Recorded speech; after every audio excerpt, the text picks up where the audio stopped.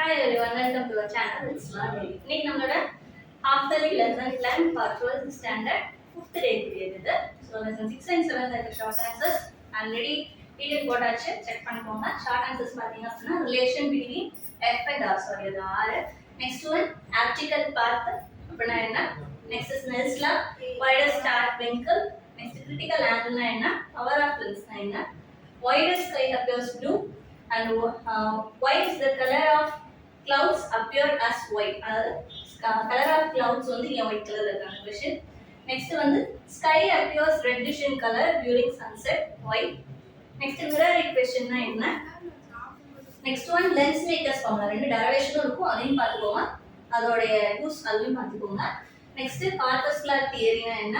Wavefront, define wavefront, Huygens principle, what is interference and what is phase, relation between del and pi. அதாவது